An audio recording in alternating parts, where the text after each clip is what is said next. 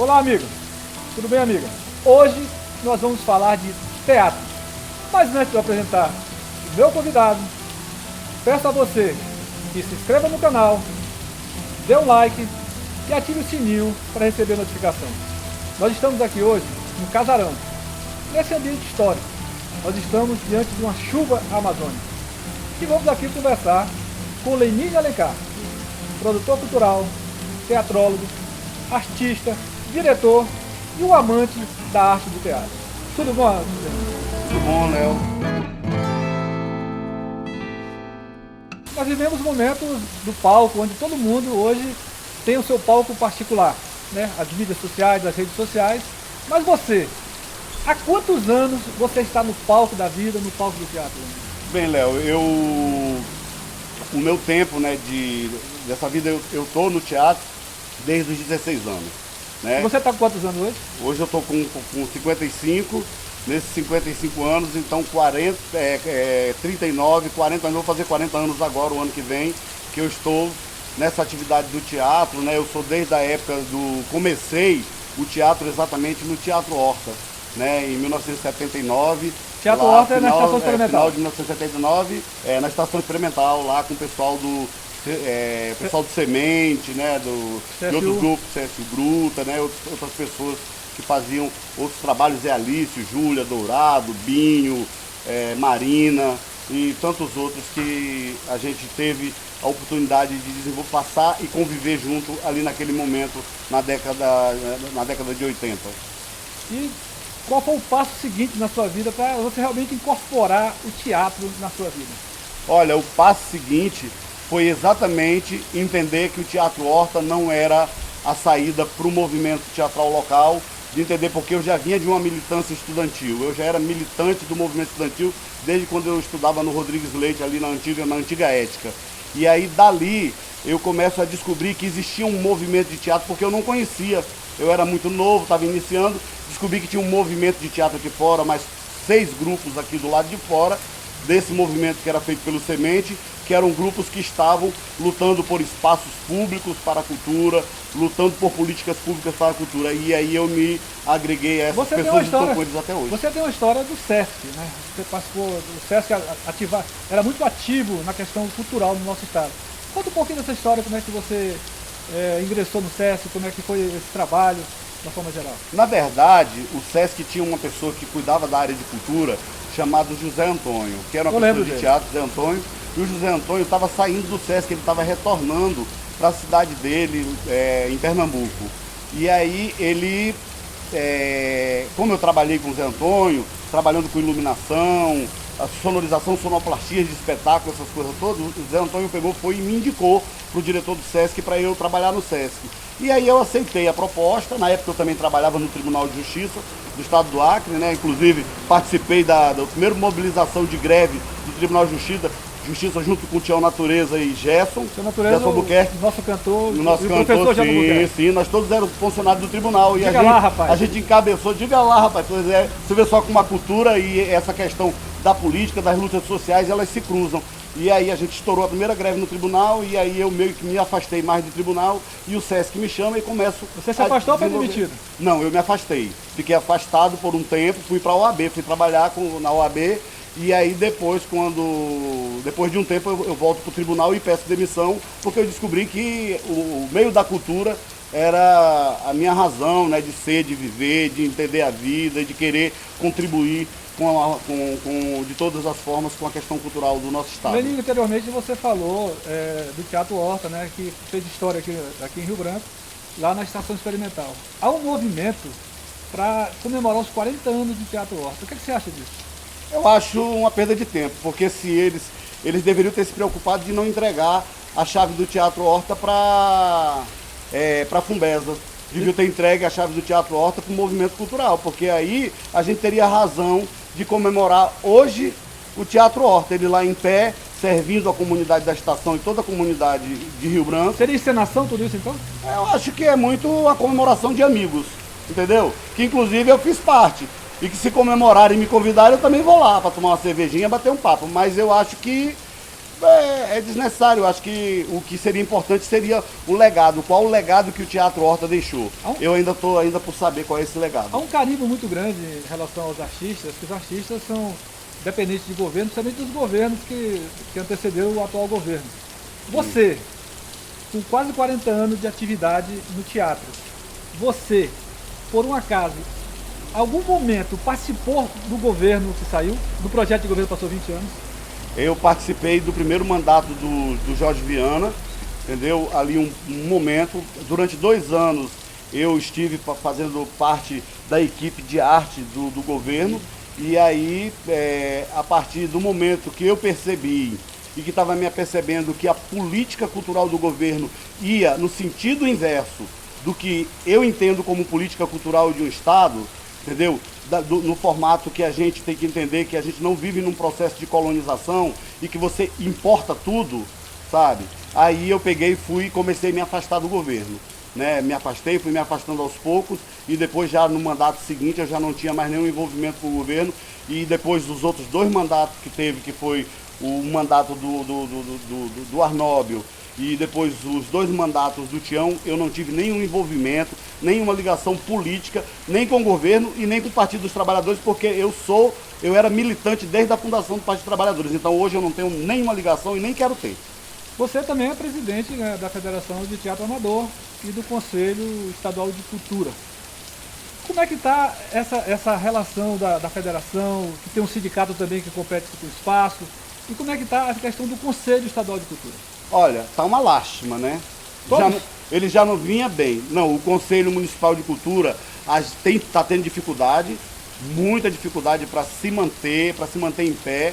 Eu não sei se é a própria questão das relações do movimento cultural. O movimento cultural parece que se encontra apático às questões importantes da luta por cultura, mas eu acho... Essa apatia você quer dizer? Eu me refiro isso a um processo cooptador. Eu acho que essa questão do dinheiro, ela é uma coisa que a gente precisa discutir com mais profundidade. Por exemplo, os fundos municipal e estadual de cultura, a gente precisa discutir ele no sentido para a coletividade e não para a individualidade. E as pessoas estão pensando muito na individualidade. Então eles brigam, as pessoas ficam brigando entre si por recursos, por parcos recursos, e não pensam numa coisa muito maior em termos de cultura, de que todo mundo possa garantir recurso público. E tem dinheiro nisso, nesse fundo estadual de cultura? Há recurso? Há dinheiro? Que eu saiba, não. O que acontece é o seguinte, já no início do fundo estadual de cultura, o Arnóbio, quando saiu, ele garantiu 2.900.000 reais para o fundo estadual de cultura. Nós conseguimos com esses 2.900.000 reais trabalhar durante 2 anos sem muita dificuldade, mas o que acontece é o seguinte, o governo seguinte, quando entrou, que recebeu esse primeiro recurso do fundo, executou ele, né? Deixou deficitário todos os processos, porque hoje leva o governo do estado tem uma dívida com o Fundo Estadual de Cultura de aproximadamente 20 milhões de reais. Há como repor isso? Oi? Há como repor? É obrigado por lei? Rapaz, isso é uma previsão constitucional, porque é o seguinte, antes, como a Constituição prevê 0,05%, a Constituição estadual prevê 0,05%, que isso aí dá essa média aí de uns 3 milhões de reais, o governo teria, com a lei do Sistema Estadual de Cultura, determina que o recurso está vinculado a essa lei e vinculado ao Conselho Estadual de Cultura e determinado por um plano anual de investimento que tem que ser discutido no Conselho de Cultura, como vai ser investido, em que setores vai ser investido. E como é que está o Conselho Estadual de Cultura hoje? E aí o Conselho Estadual de Cultura está totalmente debilitado. Desde o início do ano eu entreguei para o presidente da Fundação Cultural do Estado atual, que quando ele veio... o Correinha. Quando ele assumiu, eu já cheguei, ele chegou já achando que ele ia ser um cara legal, porque inclusive aqui no Casarão ele já entrou dando uma sala para a Federação de Teatro, para a gente fazer o Memorial da FETAC, que a gente está trabalhando nesse processo de revitalização, né? E aí, diga assim, não, pô, o Correinha vai vir com uma proposta legal, vai ter abertura ao governo, tudo conversa fiada. Até hoje, no início do governo, tá na mesa dele o pedido para nomeação dos conselheiros do poder público e alguns da sociedade civil. Esse negócio ainda não saiu do gabinete dele. Então a gente está debilitado, porque a gente não tem conselheiros suficientes, a gente, assim, com nomeação. Os conselheiros estão indo porque eles já são os conselheiros, representam o poder público, mas não que oficialmente, por decreto, tenha essa garantia. Lenine, você pinta e mostra um quadro de muita dificuldade. Como é que se faz arte no Acre, com tanta dificuldade, nos momentos de tanto omissão do poder público? Os próprios artistas, você disse que eles estão ou cooptados ou não estão antenados do que está acontecendo. Como é possível produzir arte? Olha, eu acho que é o seguinte, eu acho que o artista, ele não deixa de produzir arte ou de fazer arte por conta do poder público. A gente, na década de 70 e 80 e 90, a gente fazia arte sem recursos do poder público, sem nada do poder público. Os grupos faziam, o Casarão mesmo aqui foi palco de vários espetáculos, entendeu? Espetáculos relâmpago, eram performances, sketches teatrais, junto com a música acontecia aqui. Então, os artistas estão aí, estão nos barezinhos, estão fazendo. O artista não para, não vai parar por conta da falta de recursos. O que tem que ser entendido é que é o acesso a esse produto cultural. E, claro, a potencialização desse produto cultural para que ele seja dado acesso. O dinheiro é público. Você entrega o dinheiro público para o artista porque o Estado não tem o papel de fazer, o Estado tem o papel de fomentar. É um absurdo a gente ficar vendo, sabe, Fundação de Cultura do Estado e do município fazendo festinhas, fazendo eventos, fazendo não sei o quê. Isso não é papel deles de fazer. O papel deles é trabalhar, fazer a gestão de fomento à cultura. Quem tem que fazer isso e levar para a comunidade é os artistas. No momento em que a gente vive tanta violência nos bairros, jovens perdendo a vida e se aliando a grupos organizados do crime, como é que a arte pode trabalhar de forma transversal para, pelo menos, minimizar essa tragédia social que nós vivemos? Olha, a arte não vai, por exemplo, tirar o menino de rua, porque o espaço dele é a rua. A arte não vai, por exemplo, fazer com que um traficante deixe de ser traficante. Mas a arte pode contribuir no processo de humanização das pessoas? Pode. Porque é a única forma, a gente só se tornou humano nessa vida, sabe, nesse mundo, a gente só se tornou humano porque foi através da arte, foi como a gente aprendeu a se comunicar.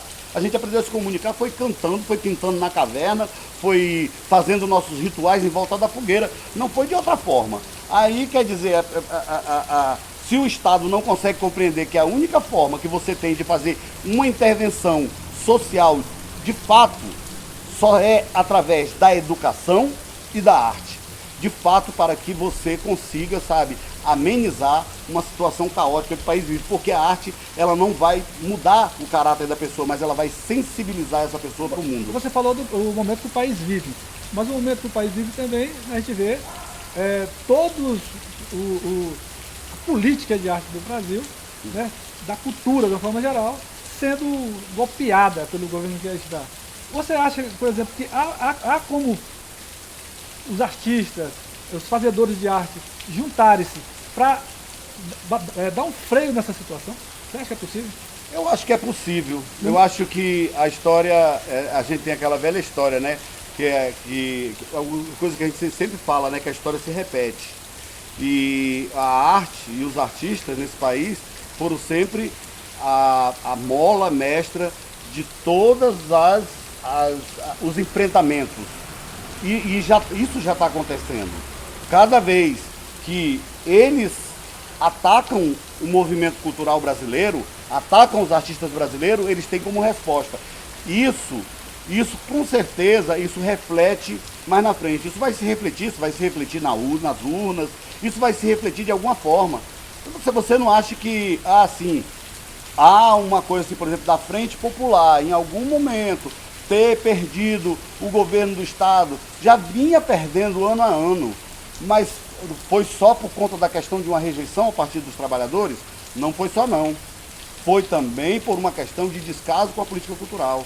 Eu sempre falo assim, então essa ideia, sabe, de sempre querer achar que a gente, de querer demonizar a gente como se a gente fosse inimigo, sabe? Inimigo do Estado, como se a gente fosse inimigo do ser humano, muito pelo contrário. Tudo que a gente faz como artista é por acreditar no ser humano, é por amor ao ser humano, não é por outra coisa não, não é por ódio, não é por rancor e nem é por partidarismo. O nosso partido é a arte. E pronto, Zé Felipe. O Lenine Alencar vive da arte? Vivo. De certa forma vivo. De certa forma vivo porque eu, além de produzir os meus espetáculos, eu faço projetos. e aí eu vou... Esses com os projetos meus- são financiados por quem? Esses projetos são financiados por recursos públicos, seja no âmbito municipal, no âmbito estadual e no âmbito federal antes, né? Porque até o final do A Lei Rouanet... até o final do governo da Dilma, Lei Rouanet não. Não. A Lei Rouanet não chega pra gente. Aliás, a Lei Rouanet, que me perdoe, a Lei Rouanet tinha que ser exterminada da face da terra. A Lei Rouanet não tem utilidade nenhuma, sabe? Por quê? Porque a Lei Rouanet não serve para o interior do país. Ela não chega no Nordeste, ela não chega no Acre e ela não chega nem na periferia do Rio de Janeiro, nem de São Paulo. Ela chega para os grandes produtores, ela chega para as grandes empresas. Por que é que chega para os pequenos? Para os pequenos, a gente chega com recursos quando antes, porque tinha um trabalho que era feito dos editais, tanto pelo governo Lula quanto pelo governo Dilma, que foi estabelecer os editais, então a gente tinha acesso aos editais, mas eram muito poucos, porque a gente concorria com o Brasil inteiro. A Lei Rouanet, ela deveria ser um recurso que devia ir para o Fundo Nacional de Cultura e ser distribuído para as prefeituras e para os governos do Estado, para que esse dinheiro, via conselhos, pudesse ser discutido para poder chegar na base, né? Nos fazedores, na população, na comunidade. Lenine, mas esse seu discurso sobre a Lei Rouanet, ele não fortalece o discurso de demonizar os artistas, igual o Bolsonaro está fazendo? Não. De forma alguma. O que eu estou colocando é o seguinte, o governo, esse atual governo federal aí, ele fala por uma extinção total, sabe, para se tornar os artistas bruxos, entendeu? E fazer essa caça às bruxas num formato, sabe, de acabar com qualquer forma de financiamento à cultura. O que nós estamos falando, o que eu estou tentando dizer é o seguinte, e aí eu me corrijo, é dizendo que o recurso da Lei Rouanet precisa ser destinado a um Fundo Nacional de Cultura e desse Fundo Nacional de Cultura que tem a previsão no Sistema Nacional de Cultura ser destinado aos estados e municípios para que seja distribuído para a nação, para os fazedores de cultura do país inteiro. Esse seria o grande lance que o governo deveria buscar. Mas aí você sabe, né? Por trás de tudo isso tem o quê? Tem o Banco Itaú, tem o Bradesco, tem o Banco do Brasil, tem a Caixa Econômica, tem o BASA, tem a Fundação Roberto Marinho, tem a Petrobras, que direciona todos os recursos da Lei Rouanet para os grandes produtores, mau caráter desse país, que ficam utilizando o recurso de maneira errada. Isso é uma coisa, mas que tem muita gente que utiliza de forma correta, tem muitos artistas nacionais, seja eles globais ou não, que utilizam o recurso da Lei Rouanet com responsabilidade, existe. Agora, só que a Lei Rouanet precisa ser revista de alguma forma que garanta que esse recurso chegue nas bases. Nós aqui, se dissermos assim, como é que uma empresa no Acre consegue financiar a Lei Rouanet? Entendeu? Quizás quantas empresas do Acre não sonegam, né? O Acre, ele conta aí com um sistema público de comunicação, que, bem ou mal, ele vinha se mantendo, colaborando e apoiando, embora a gente saiba que ele, há alguns anos, ele vem passando por algumas dificuldades. Como é que você enxerga a possibilidade desse sistema público também contribuir para a cultura? Olha, se tem alguma coisa de significância grande, é a questão da comunicação na cultura. Entendeu? A comunicação não está desassociada da cultura.